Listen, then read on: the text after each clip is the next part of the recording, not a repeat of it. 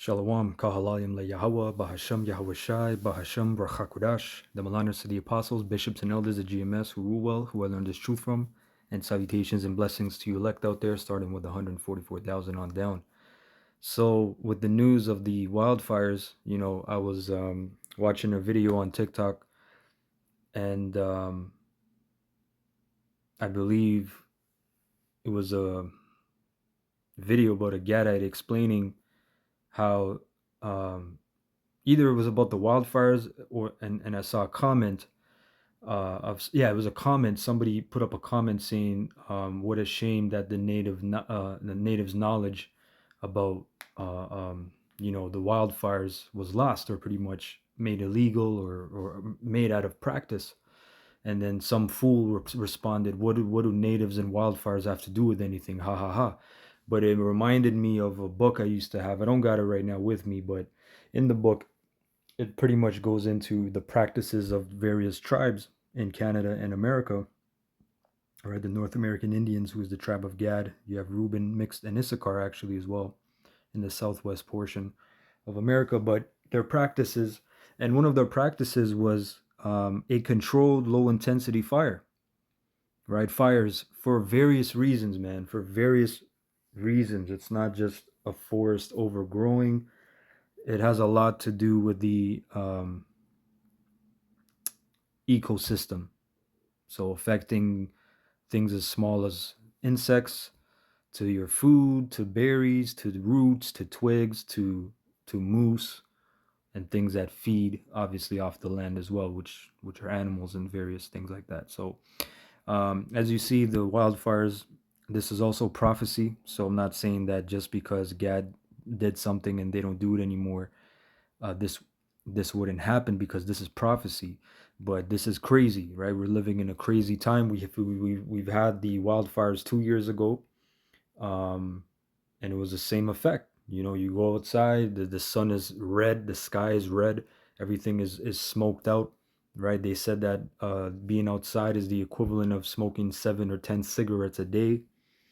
And then, of course, they're not going to tell you the other things because there's still planes going through. So the chemtrails and all these other things that they don't tell you officially, obviously, right? And we just had a big rainfall this Saturday, 2 days ago, right? And then obviously that just I'm sorry for my expression, but that just shit on all the crops and everything growing, in the ground, going into the water. That just put everything that was all the toxicity in the sky.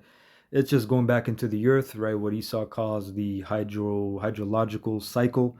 That's the only thing I remember from biology. All right, but I remember that the whole cycle of obviously rain, and then it comes down, and pretty much all the water that came down one way or another goes back up due to evaporation. And there's this whole cycle that everything is connected. So everything is just nasty, man. Right? But again, as I said, this is prophecy. This is Second Ezra 5:8. There shall be a confusion also in many places, and the fire shall be often sent out again. You got Trump, right, in the news. Trump threatens increased tariffs for wildfire smoke that has unnecessarily invaded the U.S. More theatrics, more entertainment for you, for you people. But once again, the fire shall be often sent out again, and the wild beasts shall change their places. This is another aspect people don't understand. Them beasts, right? If they're leaving their habitat, which is the forest, wilderness, where are they going? If everything's getting burnt out, this is more prophecy. See, this is another puzzle to the prophecy. This is causing the beasts to come closer to the people. And then when all hell breaks loose, the power grid goes off, everything's down. you people are open season, man. You people are food walking around, right? Real quick, real quick. I just wanted to get a map just to show you, right? We're here, Toronto, right? JMS Toronto. So you have this area known as the GTA, okay, Markham, Mississauga, so forth and so on. You go up a bit north, you get out into the boonies, Barrie, which is north. Aurelia, you go north, okay. Now, again, this cuts off, so you got to go up here, and this is where the wildfires really are coming from, right? Past Sudbury, even. This is far. This is very far. Um, you know, you got, where is that? Sault Ste. Marie. Sault Ste. Marie. I drove up here, right? So this is Sault Ste. Marie right there, and this is Toronto, right? All the way up here. It's about 12 hour drive. This is where it's coming from, even past. So if you notice, once you go up to these places, man, okay, this is where Gad is and Wilderness is pretty much. You got Manitoulin Island, Slovakia. Where is that?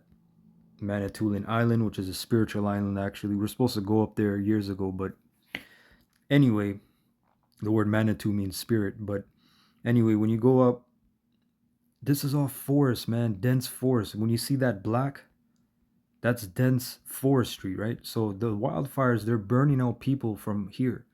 Okay, Sioux Lookout. That's a Gadite spot I know. Sioux Lookout. They're burning out Thunder Bay, right?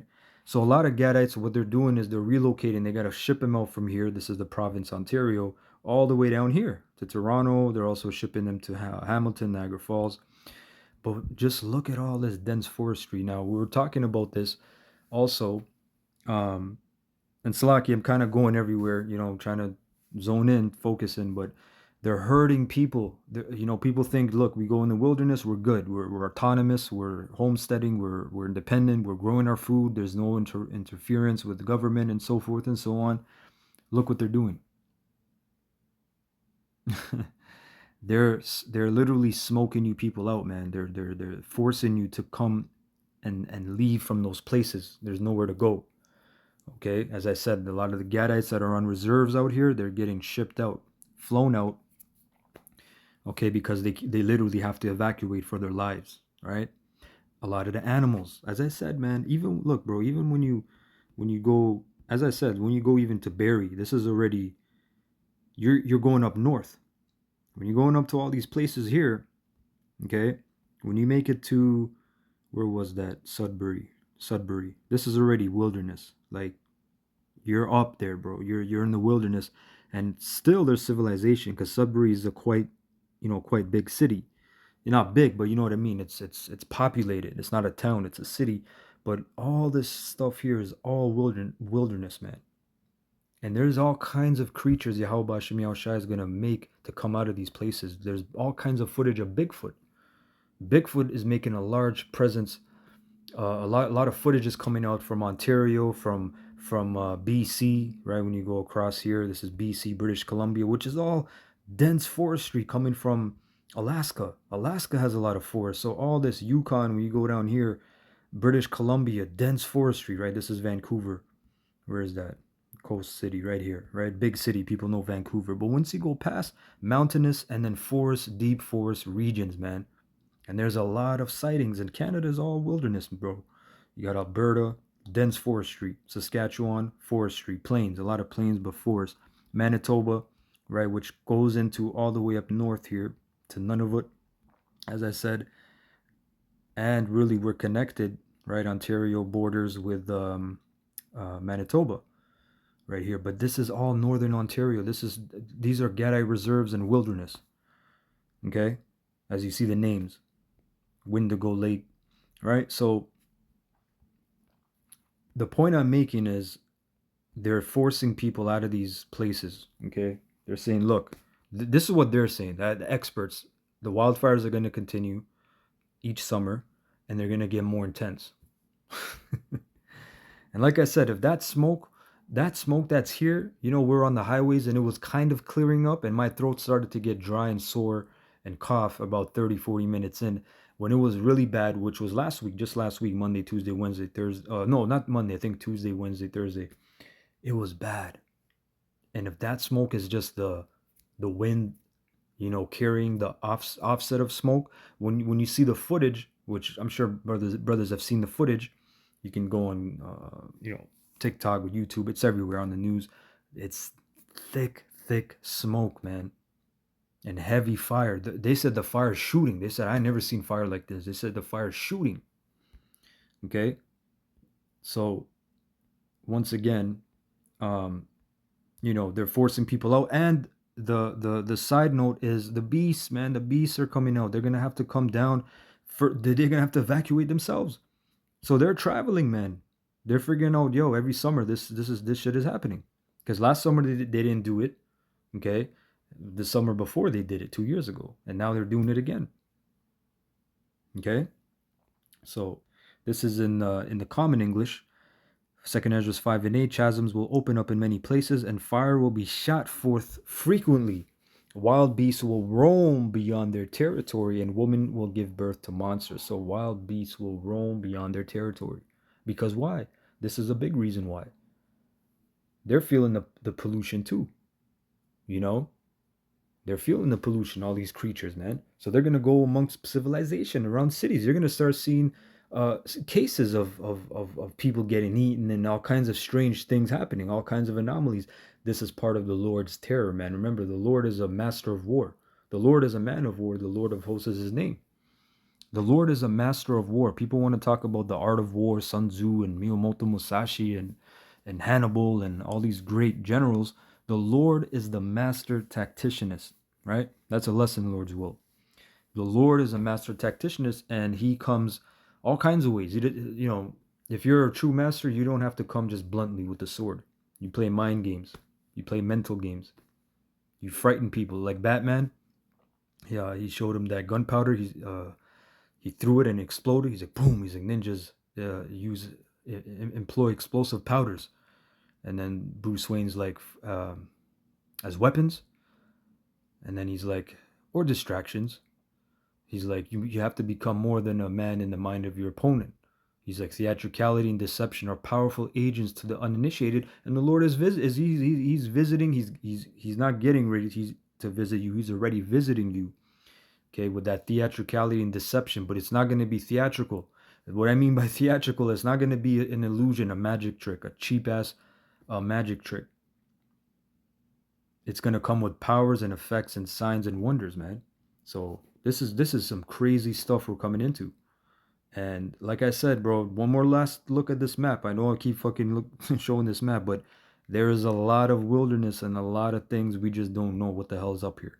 And we know there's all kinds of creatures. That's what, I mean, we don't know. We have never seen these kinds of creatures that are literally up there.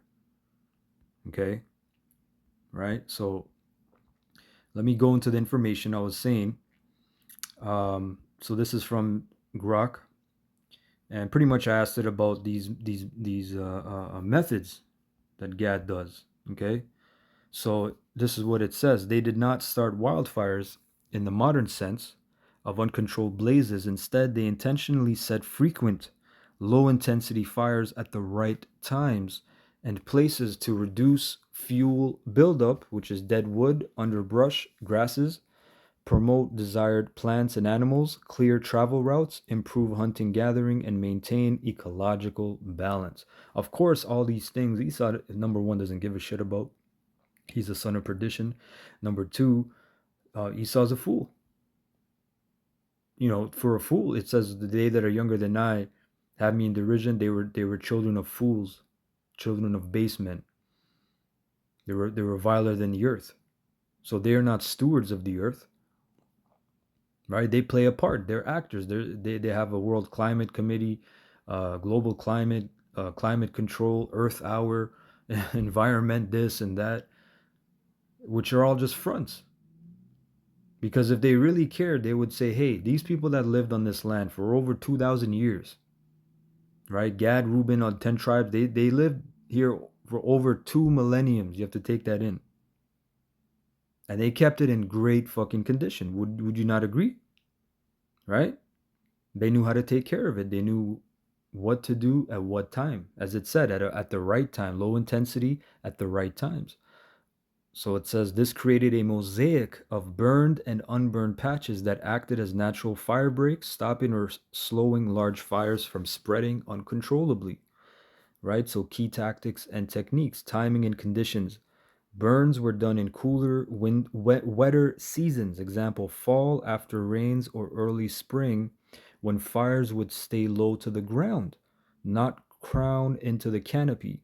They monitored weather, wind, humidity, and plant cycles closely using traditional ecological knowledge passed down orally. Small patchy burns fires were often spot burns or small areas rather than vast ones. This cleared understory without destroying mature trees. They created black lines or burned buffers around sensitive areas. Fuel reduction, regular burning every one to several years in many areas, removed excess dead material, preventing the heavy fuel loads that lead to intense modern wildfires because all the soot and all the nastiness that gets stuck. Okay, and it's dry because it's all covered over. So that shit will kindle a huge fire. So Gad knew all these things, man. They were stewards of the land. The 10 tribes in general, they knew these ways. Jake in general, the 12 tribes. Jake, our job is to be the steward of the earth. That's why we care about these things. We have a deep empathy for nature, for these, just the ways of life in general. Okay? And brothers are getting more and more revitalized in that. If you didn't before, now you do in the truth. Right?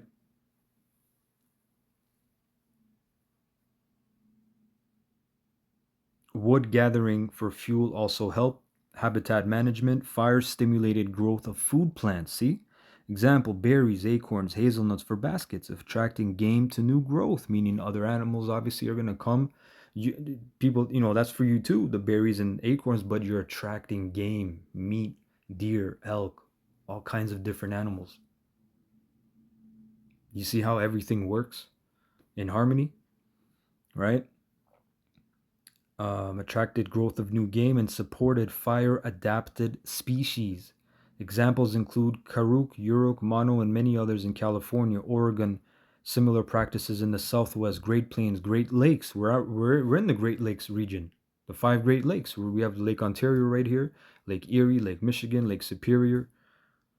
Right, I forget the last lake. Yeah, I forget the last lake. But the five Great Lakes, right, and Pacific Northwest. Cultural and spiritual integration. Fire was seen as medicine for the land, and that's true. And there is a great fire coming. There's a great fire, like Gad says. Fire is a great fire coming, man. That's gonna purify everything. Actually, Gad has a prophecy. I think it's called the eighth fire, talking about a generation that's gonna come back and reawaken and come back to this truth. Pretty much, right? So anyway, medicine for the land, renewing it rather than destroying it. It was tied to specific cultural needs like basketry materials or ceremonial sites. These practices weakened the link between climate, wet years building fuel, followed by dry ones, and large fires at local and landscape scales. Studies of tree rings, archaeology, and oral histories show this created more resilient forests for centuries. So you see how you don't you think just living out in the wilderness, you're just living like Tarzan, you're just doing whatever the fuck you want, eating berries, popping women, swimming in the lake. You have a order. You have things to do. Shit got to get done, and you got to see the big picture. And Gad was doing this. They weren't just swinging on trees, doing dumb shit, living in huts. First of all, there was Gadite tribes that lived in houses. Okay, there was Plains Indians who practiced the teepee lifestyle because they were hunter gatherer. They would set up shop here, which by the way, you couldn't even build a teepee. People making fun of teepees. That's a great way to camp in general, to live. You can have a huge teepee, by the way, just like a tent can be a huge king's tent. When you see the medieval tents they had, right? It was a nice tent. It wasn't a little tent you buy from Walmart. You see them Middle Eastern tents when you walk in, so you get the picture. But you had all kinds of tribes that lived in all kinds of different ways according to who they were. Because Gad was rough, man. Reuben is rough. They lived in that way in the ancient world. Gad, Reuben, and the east portion of Manasseh. They lived right on the border, protecting the border. They had a herd. They were pretty much like cowboys. That's the best way I can put it. They were herdsmen, cowboys riding about, patrolling, obviously, and living a different, rougher lifestyle. They didn't farm as husbandmen, pretty much, and that's why spiritually too. When Edomites came here, what did Gad say? I remember there's a lot of movies where Gad's just like, we don't want your flour. We don't want to sweat in the field and plant and harvest the crop. We want to live how we used to living. Certain Gadites were just fishermen, you know. And then of course there's Gadites that grew crop. Um, the Iroquois would they call the Iroquois, but they're really called the people of the Longhouse. Iroquois is a French word, which actually is derogatory, which I believe it means like a snake. They were calling the Iroquois snake. Can you believe that? But anyway, they called it the Three Sisters. It was the three beans. It was a squash, the beans, and there's something else. But they called them the Three Sisters because they grew them close together and they would benefit each other. I forget how they would, but if you look up the term, you do your own homework. All right, GMS homework. Type in Native American Three Sister beans. Some to that effect. You'll get the you'll get the breakdown. You'll get the history, but they had a technique for that. But a lot of Gadites were rough. Reuben, so they didn't, that's spiritual. They did not farm in the ancient world. They were living a more herd, like I said, like a cowboy lifestyle, man. Like you watch that show Yellowknife, where they gotta, bring the cattle out and herd them and deal with the horses and do this, but even more rough because they were border patrol. That side of the eastern portion, when you look up the ancient map of Israel, was completely open. The other side, that's where Jerusalem was. That's where the port cities were. That's where the suburbs were. That's where it was nice. Farmland, all that. Olives grew, olive oil came out, all that shit, all that good stuff. On the east side, so right on the eastern portion, that's why it says the east, or the half tribe of Manasseh, which is the east. Okay, it was pretty much open, so they were border patrol. They were the guardsmen, you know. So it all makes sense. But anyway, Salakia.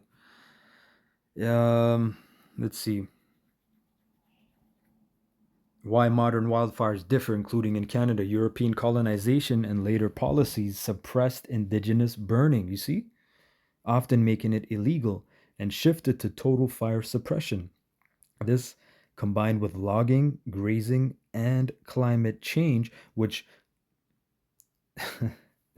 they want to say what is it, logging, right? So it's not the fact that you're chopping down trees, because Solomon came here, he chopped a whole lot of trees. Solomon himself didn't come, but he had his fleet, his navy. They chopped a whole lot of trees. They were carrying, if not thousands, hundreds of pounds of trees back on a ship. Okay, and them ships were bad as hell, by the way. Okay, you had ships during the time of Hannibal that can carry elephants. So Solomon had, I don't know what he had, but he had some better. But what do you call it? There's a way to do things in order. They just want to say that, oh, we just came. The Gad wasn't chopping down trees. Yes, they were. They were building all kinds of things. But when you devils come, you come with the attitude like, we got to get this business done. What is the a plus and minus? The plus is the profit. Okay, what is the minus? The environment. All right, fuck it. Who cares? In 100 years, it's gonna be fucked up. Okay, whatever. Just get it done. That's his attitude, right? That's E's attitude. So you're mass logging, you're mass chopping down of trees, and just not taking heed to the wildfire knowledge that we just read above, right? It says often making it illegal, and shifted to total fire suppression. This, combined with logging, grazing, and climate change, led to overgrown forests with massive fuel loads, setting the stage for today's intense mega fires. In Canada, similar dynamics apply. Pre colonial indigenous practices, example by First Nations, used good fire, but suppression policies altered landscapes. Okay, so let me get this scripture. This is Proverbs 10:23. It is as sport to a fool to do mischief, but a man of understanding hath wisdom. NLT, doing wrong is fun for a fool, but living wisely brings pleasure to the sensible. Okay, and Esau's not sensible, he's a fool. Let me look up this word. Zama. Zama, which means plan, device, wickedness, evil plan, mischievous purpose. Now let me look up this in the AMP. Verse 23, engaging in evil is like sport to the fool who refuses wisdom and chases sin. But to a man of understanding, skillful and godly wisdom brings joy. Okay, so it's a sport. It's fun, it's entertainment. It's just like you play basketball or football. This man is playing with world politics and fucking up economies and fucking up ecosystems. That's just sport. Hey, 100,000 trees. We just, okay, great. Amazing. The wildfires, amazing, guys. Good job. It's fun, right? They clap. They have a cheers moment. Okay? And we're coming back into that knowledge, that way of life, how to live harmoniously with the environment and how to do these things right, man. New stewardship, new management on the earth is coming. Kahala Yahweh Bashem Yahushai Bashem Rakakurash Shalom to the elect Kwam Yasharallah Bad Baba.